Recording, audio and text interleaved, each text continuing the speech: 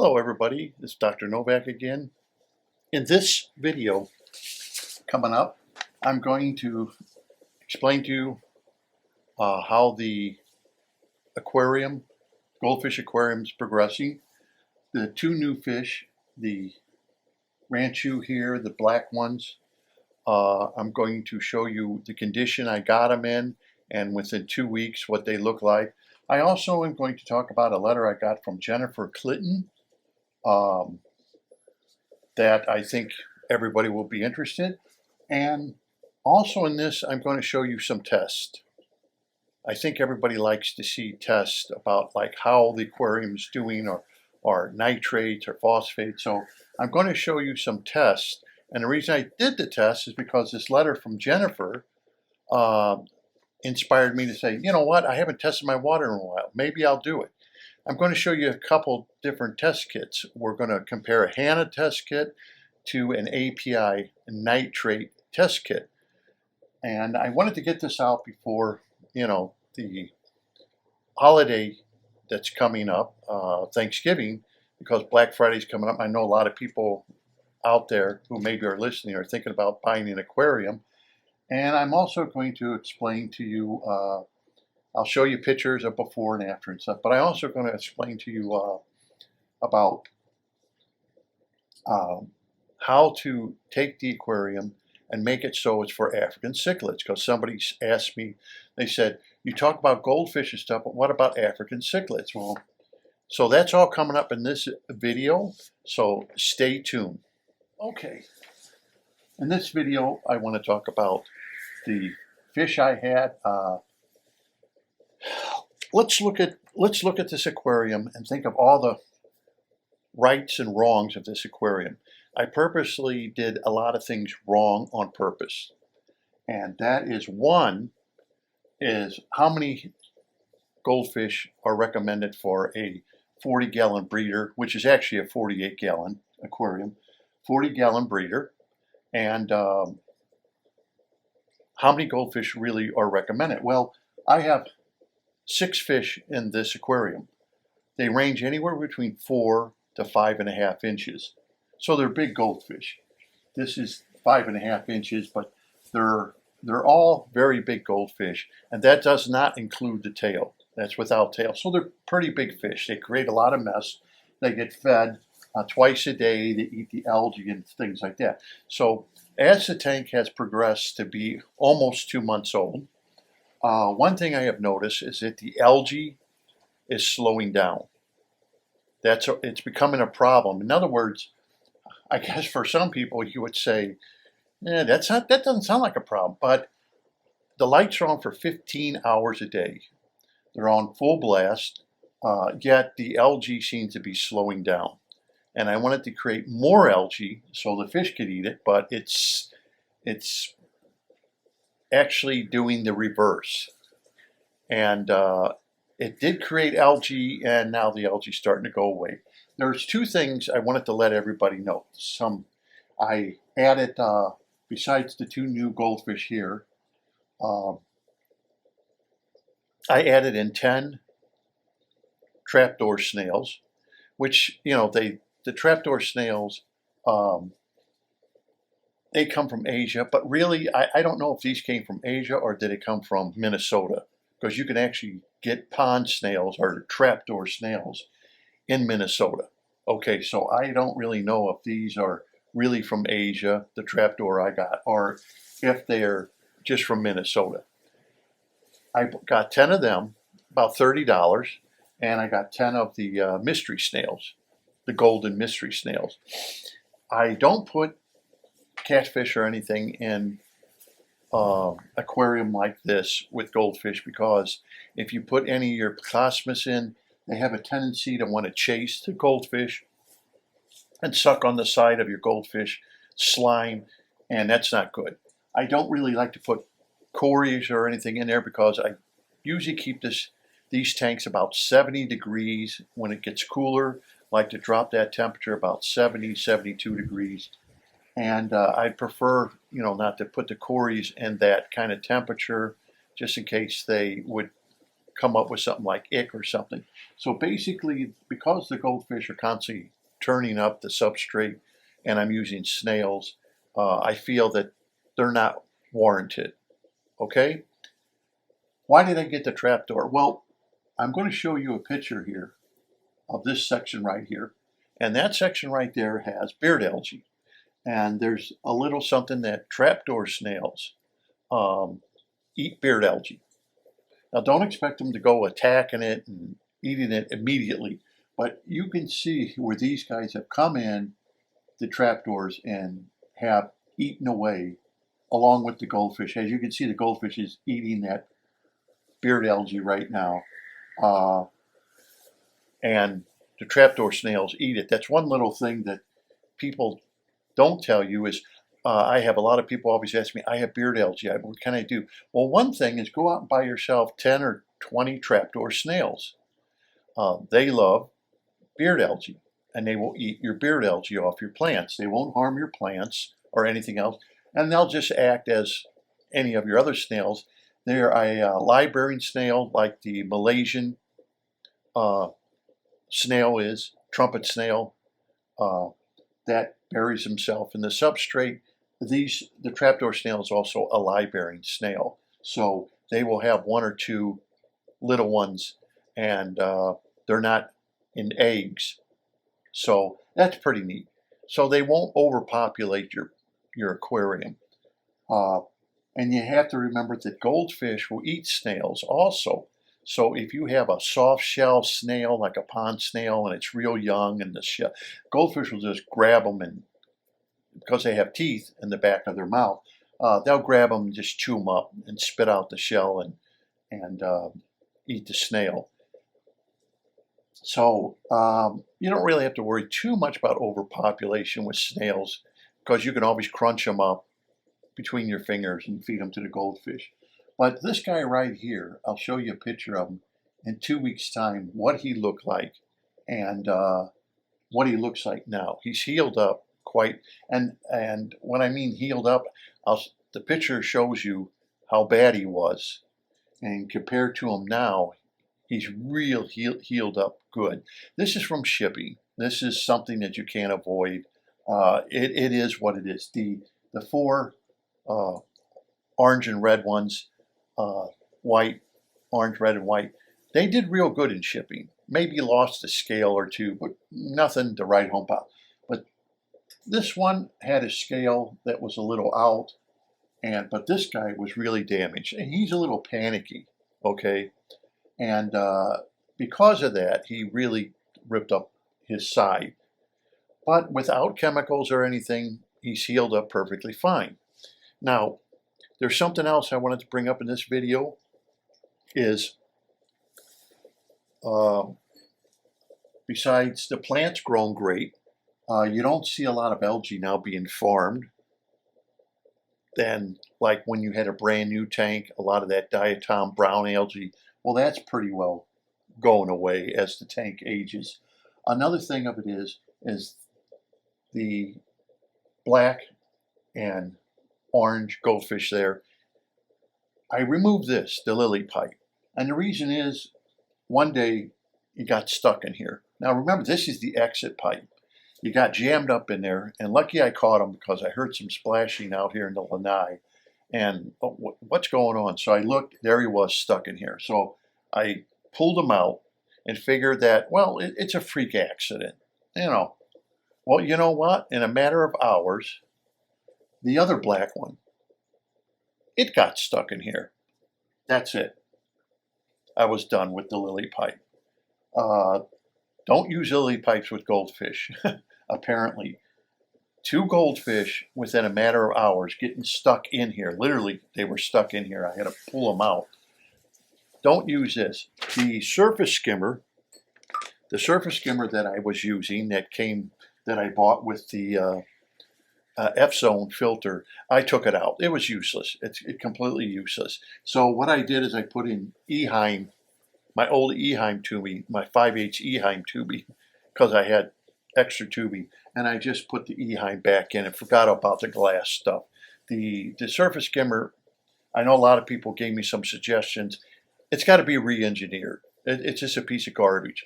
You either have a wear or those. I use a surface skimmer, in fact, from Azu came out with the surface skimmer like that. And I'm going to say 15 years ago, and it never worked then because anything can upset those. So save your money on those surface skimmers. They really don't work. They suck in air into your canister. If they go bad, they'll bounce up and down. And then your canister can get airlocked.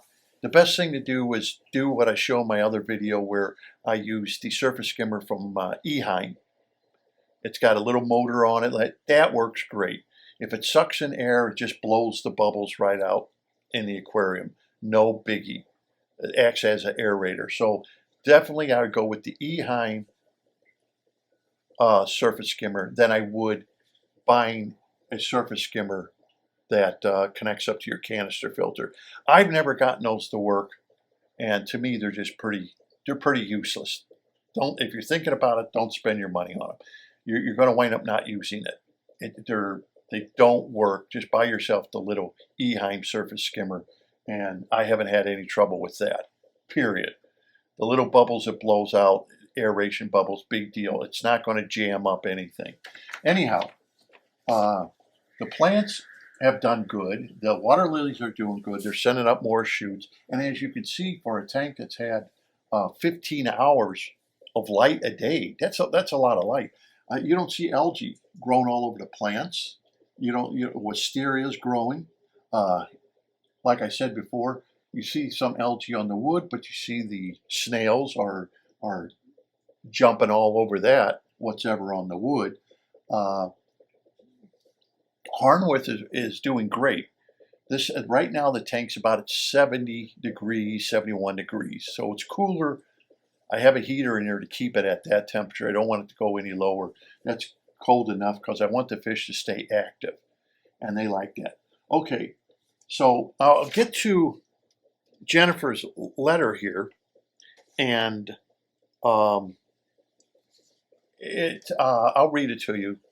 And this is what started me to test all my tanks, was this letter. It says, "Hello, Dr. Novak. I have exciting update this AM. As usual, I ran the water quality API test." And here's the API. Good test kit. Good test kit. And let's see. Test. And because I had removed the hang on the back filter and had been using only the sump with the BCB and the BioRing bag for biological filtration, I ran all 4 parameters. Okay, so she literally got rid of her hang on the back filter, and now she's going to use only her sump.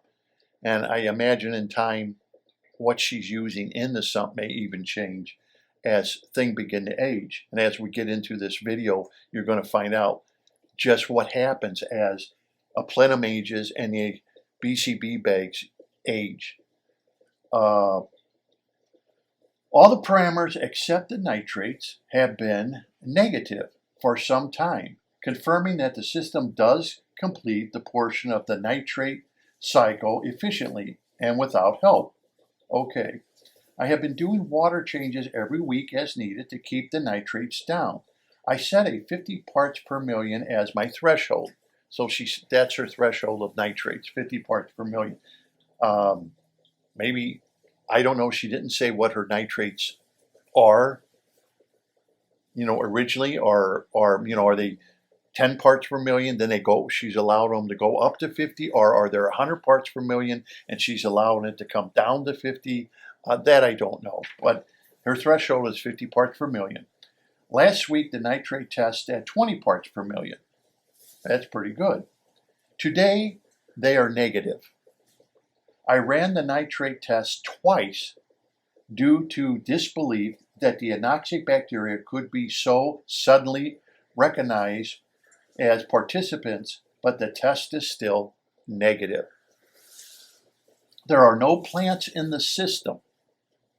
Well, so much for the theory of plants use nitrates. There are no plants in the system, so I'm pretty well sure that what she's using is all biological, all bacteria, just like I try to explain to everybody. Let's see. But there are no plants in the system. Filtration is completely reliant on that BCB sump system. I am calling this preliminary finding until I have repetitive success. But this is very promising. So, like everything, she wants repetitiveness. She's going to, and you do the same thing. Whenever you're working with something, you want to see the repetitiveness. You don't want to see it working one time, not the other time, working one. Okay, that's what you want to see.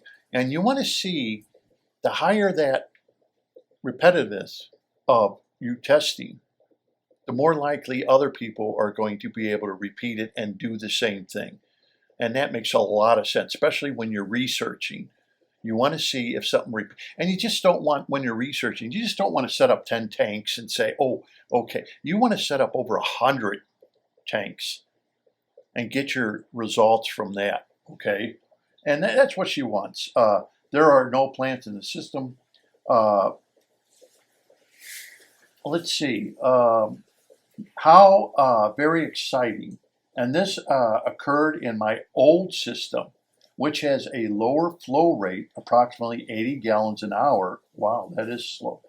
As compared to the new system I have been contemplating. So far now, I am now switching out the system, just planning to monitor the one to see if my results are repetitive. Thank you for your time. I'm working on updating the filter pump system on my 70-gallon tank. I'm looking at the system you have outlined here, but was wondering if I can use the size system and successfully filter well as you have. The aquarium houses a large cichlid that produces a lot of waste. Nitrate buildup quickly over the week. The canister is a 22-liter. Currently, my new large BCB has been filtering the tank for 2 months with approximately 120 gallons per hour. So I have been transferring it to the canister with increased flow. All other external filtrations will eventually be removed as well, so that, as in the video, I have only the canister for better aesthetics. Thank you very much. And what she's talking about is, if you remember, I did a video on my 20-gallon, the antique tank, how it's only using a canister filter for aesthetics. It's not really using under gravel. It's not really dependent upon plants or anything else. So after she sent me that, I thought to myself, you know, I should test my tank. I have a lot of people contact me and say, well, my nitrates are high and it hasn't taken them down. On the other hand, I have a lot of people contacting me saying my nitrates they were 120 parts per million. Now they're down to 20 parts per million. So you have both camps. So I thought to myself, well, this is a new aquarium and not quite 2 months old. And maybe I should test it like everybody's doing. So what I did here is I tested it with 2 different tests. For one test, for verification of the other test. So I used the API nitrate test kit, which you can buy at any Petco or anything. And this goes like 5, 10, 20, 30, 40, 50 parts per million. That's how it goes. And I wanted to check this against a Eheim nitrate test kit. Okay. Now this one's going to be a lot more accurate than this, because this is going to read right on the money. If the trouble is with the API, let's say if you're got 7 parts per million, you're not going to know if your nitrates are really 10 or 5 because the color isn't quite right. Even if you go lower than 5, it's kind of hard to tell because of the fact of the color doesn't really, you may think, oh, I got a little bit of nitrates, but what do I really have? It's a guessing game, but it's pretty accurate because when I double check this, against this, it was pretty accurate. They were both coinciding with each other. So as long as you have a newer test kit, it's pretty accurate. It's not going to get you to the nitty gritty, but it is a decent test kit for the money. Not as accurate as this Hannah. Now this Hannah is it will say nitrate test kit. It will say for marine, but you can use it for freshwater. In freshwater, it's going to get a little darker than in the saltwater, just a little. That's how these this one's good for marine and freshwater, because the two charts, one chart, the colors are a little lighter than the freshwater.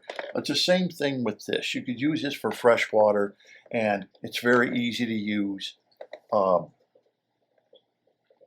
in case you're thinking of getting a test kit and you're tired of mixing up the 10 drops and stuff like that, basically all you do here is basically what you do with the phosphate.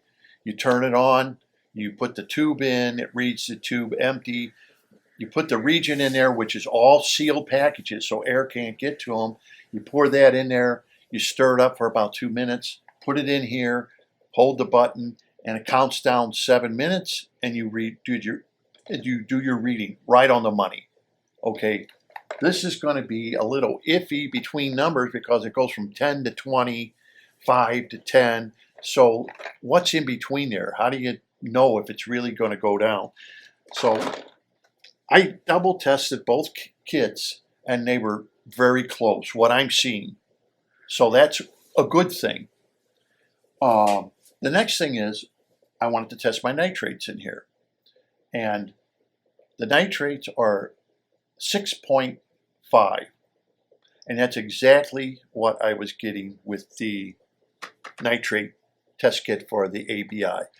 It was under 5 or a little over 5. But, you know, like I said, that color made it look like it was 5. But the Hannah's saying it's about 6.5. So I went to the 90-gallon tank. Now, the 90-gallon tank's been set up 8 months, over 8 months. Okay. So I thought, well, I'm going to do a nitrate test kit and compare the two test kits against each other. The 90-gallon, because the plenum is now aged, the BCB basket, I cleaned out the canister filter. It's aged over 8 months. I went to go read the nitrates there, and the nitrates were 0.8. That's right, 0.8 on the Hannah test kit. That's real low. Now, the reason I wanted to bring that up is because that tank is full of plants and they're doing great. So I guess all those people were saying the plants need nitrates. I don't know. My Amazon swords are doing great. The plants are really spreading out. The moths, everything is doing great. So if nitrates are down to 0.8 parts per million, that's just about no nitrates at all. Everything's doing fine. So I thought, well, I'm going to go to the Goldfish, the antique tank, and I'm going to test out the nitrates with those two goldfish, and plus the parrotfish used to be in there.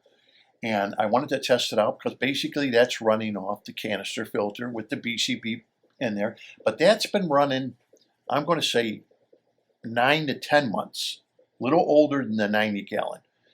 Checked out nitrates, both test kits, 0.0 parts per million. The Harmless is in there growing just fine.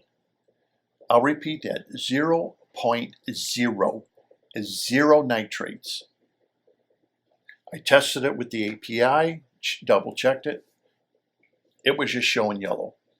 So there's an aquarium that is well aged, 9 months, and it's showing all the nitrates are being taken out of the system. Eventually, this should turn this way. And like I said, this is an overcrowded tank. Nobody would ever recommend that you put this many large goldfish in a tank like this. But I'm doing this because I have so much confidence in the filtration system that I'm teaching you that I know what it can do. Trust me, I know what it can do. I've seen 17 koi in 800 gallons of water with 21 BCB baskets, and they lived for over 30 years perfectly fine and grew in that environment. Along within the filter were ranchus. So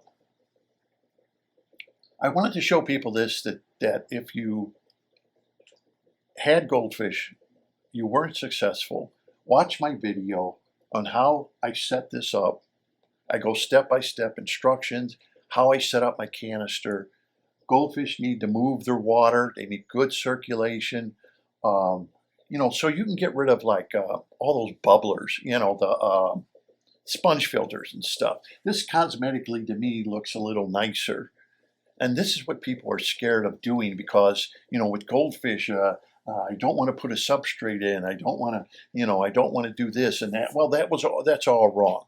You just have to understand what the biological activity is happening in here, what biological activity is happening in the canister with the BCB bags, and rest assured you're going to do just as great as I'm doing. So you no longer have to fear goldfish anymore because they are a lot more delicate than other fish, even though some people say goldfish are very hardy, they aren't. And this should give you some encouragement. Follow what I do step by step. And once you understand the science, you understand why it works. The one thing I did want to bring up, and the reason I want to bring this up is because someone said, you know, you always talk about goldfish. What about the African cichlid? Well, what you do is you build your plenum, okay, and then you take a screen like this. This is from Joann's. Okay, this is a bigger mesh. I think this is like $1.50 for one screen.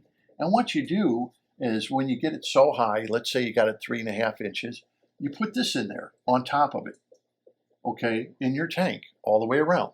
And then you fill it up with your substrate and finish filling it. That way, if you have an African cichlid or some kind of cichlid, they're going to dig, but they're only going to go as far as this mesh because the mesh is going to be in the tank. You're not going to see the mesh because the stones are going to be on top. And then if they mess it up, okay, this is it. That's as far as you're going to go. In fact, you can buy this mesh in black. If you don't want to have this color, you can buy it in black. So if they do dig, it doesn't really look unsightly. So that is an option for people who have African cichlids. You should have no problem with your African cichlids using an anoxic filtration system. So I wanted to bring that up because everything I've done in this tank, you could use for an African cichlid tank, or you know, Mabunas or Tanganyikas or whatever. It's the same thing. It's all the same thing, no matter what kind of fish you have. And I did want to encourage people and show them that in this video, these fish, they're expensive. Let's face facts. If you're going to get fish that are 4 to 5.5 inches in size, and you're going to buy ranchus or goldfish, you're going to pay a good dollar for them. And I don't want to be showing you something that I myself have not done to encourage you that if you decide you want to have a goldfish tank that are messy feeders, they produce a lot of waste, believe me, compared to the 90-gallon aquarium, which has tropical fish in it. Even though that has 90 tropical fish in it, these are going to produce a lot more waste than that 90-gallon, all those tropical fish. Goldfish are just, they're heavy eaters, and they constantly are picking on the plants, okay, picking off algae, picking off the plant. So you need a system that can handle that without becoming a slave to the system. Once a week, I exchange about 5 gallons of water, dump it out, fill it up, and that's it. That's it. The canister filter won't have to be changed for at least 4 to 6 months. The biggest thing I'm doing here is just changing the water, which is simple. And cosmetically, for a goldfish tank, it doesn't look bad. You ever see those videos with these goldfish tanks? They're all bare. It's like you went to a pet store to buy the fish. You know, that's That's their goldfish tank. It cosmetically to me doesn't look good. I cosmetically want a tank like this. So I'm going to show you these guys that I got. The condition they were in, the condition they're in now is beautiful. Just absolutely beautiful now. They're all healthy. They're all eating. No disease. No nothing. No fin rot. No red veins in the fin. And like I said, even though the water's cooler, you notice how well they're doing in real cool water. And that's because of the anoxic filter. And like I said, I couldn't keep goldfish until I started using plenums and for the home and using BCB baskets. I couldn't do it. Now it's a piece of cake. And I want to tell you this because if you're thinking for something for the holidays or you would like to get back into goldfish, there's no reason to be scared anymore. Watch the video. Watch what I'm doing. Just be a little smart. Like I said, here's a guy munching on the beard algae right here, and that is a trapdoor snail. Little trick. Trapdoor snails, they eat just about any kind of algae.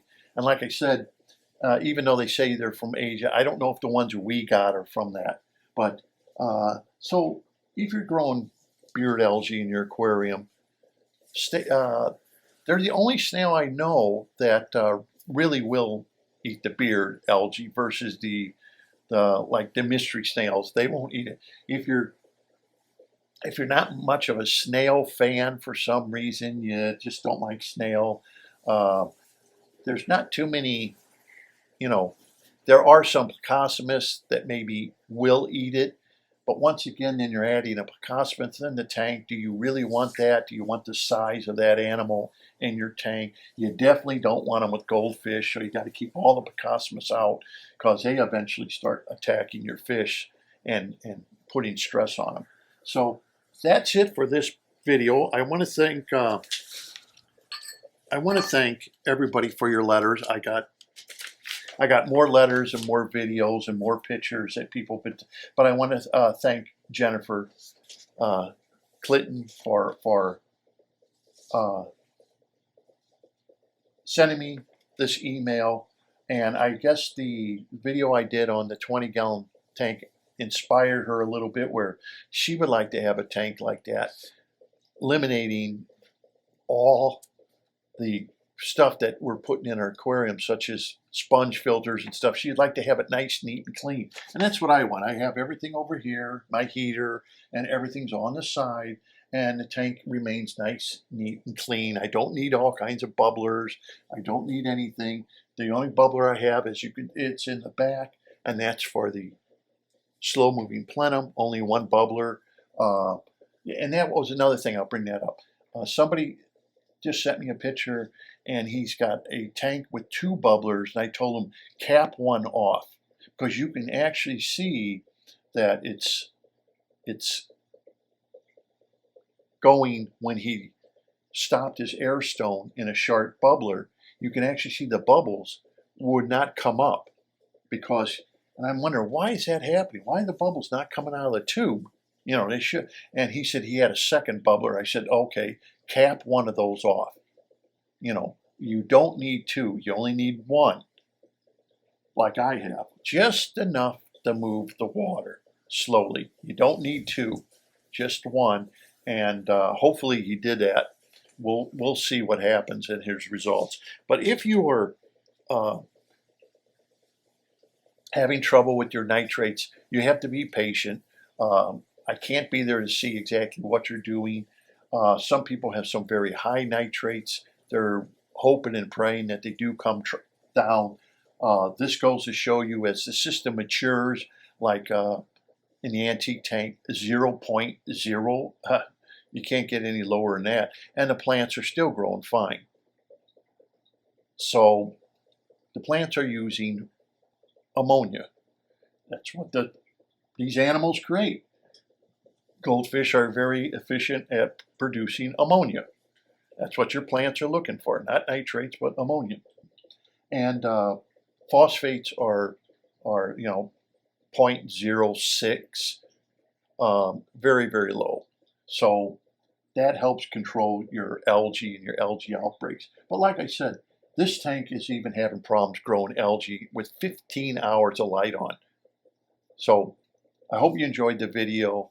I want you to have a good holiday season. In case I don't make a video, I won't be making a video. Here in the United States, we're going to have Thanksgiving. You'll be with your families and everything. And I hope you have a real good Thanksgiving holiday. And for those of you who are looking for Black Friday, you're probably looking to get the half off on tanks and stands. And that's great. Every time I went, I can't get it. But if you wish to set up a tank like this, I'm sure you're going to have just as good as success as I have. And I've explained to you how to do it. And, you know, the hobby needs to be fun.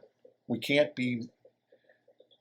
keep getting information that makes it harder and harder in this hobby to have fun. We got to get the right information out to everybody so they can do the right thing, so they're happy with the hobby.